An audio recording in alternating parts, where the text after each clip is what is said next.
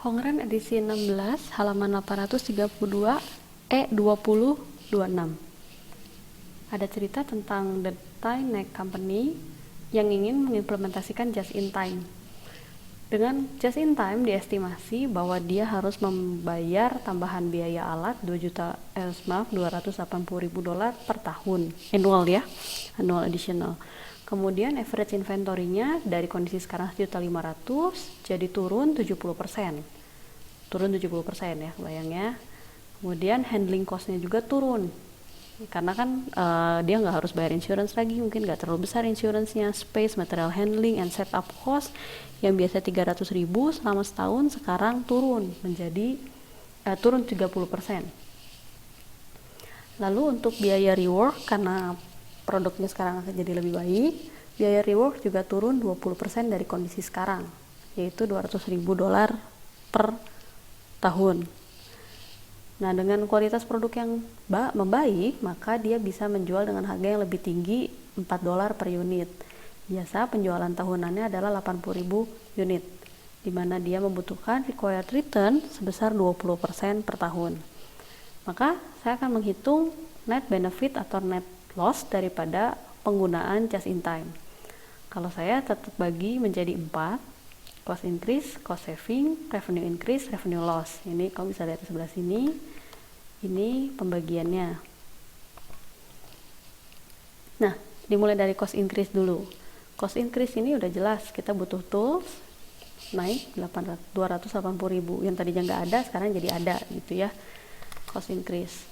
Ya, atau tadinya dari sedikit jadi lebih banyak, itu disebutnya cost increase ya. Kemudian ada cost saving. Cost saving ini yang kita lihat pertama dari sini nih. Average inventory-nya turun 70% dari kondisi sekarang 1.500.000. Nah, biasanya kita punya inventory itu rata-rata 1.500.000. Uang kita tuh menjadi inventory. Nah, kalau misalnya turun, ya berarti kan lumayan, uangnya nggak berubah bentuk kebanyakan gitu, nggak banyak uang yang berubah bentuk jadi inventory, sehingga kita bisa pakai uangnya itu untuk kegiatan yang lain, mungkin investasi yang lain, yang mana kita required return-nya 20% per tahun. Maka saya udah hitungkan di bawah sini, investment on inventory yang posisinya current itu 1.500.000 kali 20% jadi 300.000. Itu tuh biayanya kita berinvestasi kepada inventory gitu ya. Ya, kalau misalnya ada duitnya bisa tempat yang lain, ini ternyata jadi inventory. Nah, di masa mendatang kita inginnya dengan just in time kita bisa turun 70%. Nah, saya hitungnya 1.500.000 kurangi 1.500 kali 70%, atau cara gampangnya adalah langsung aja 1.500 kali 30%. Itu hasilnya sama aja.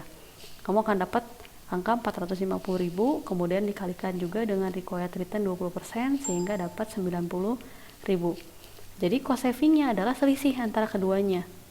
Maka kita tinggal kurangin aja 300.000 dikurang dengan 90.000 yaitu 210.000. Lalu handling cost akan turun 30% dari kondisi sekarang. Turunnya 30% dari kondisi sekarang. Jadi kita nggak usah ngitung aja yang nantinya berapa, enggak. Kalau misalnya kita pakai yang modelan 4 ini, langsung carrying cost, kita irit. Jadi irit berapa? Irit 30% dari 300.000. Irit 90.000. Lalu reworknya juga irit. Dari harusnya 200.000, kita irit 20%. Itu cost saving namanya. Gitu. Nah, revenue increase-nya ada di sini. Kualitas produk naik, dia bisa naik $4. $4 per satu bijinya, dia biasa jual 80.000 setahun. 80.000 unit. Maka kita akan dapatkan 320.000. Nah, ada revenue loss nggak? Kebetulan di sini diceritakan tidak ada revenue loss. Jadi kita langsung aja nolin. Nah, saya pakai rumus ini. Saya ulang aja rumusnya. Saya dimulai dari yang positif dulu. Kalau cost increase kan negatif ya. Kita ambil dari yang positif dulu. Ada kenaikan revenue. Kemudian ada lagi cost saving. Sum dari ketiganya ini, cost saving, tiga-tiganya saya masukkan. Kemudian dikurangi dengan cost increase.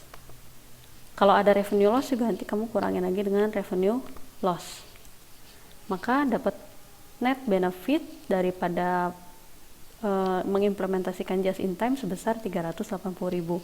Karena nilainya positif, artinya just in time ini diterima.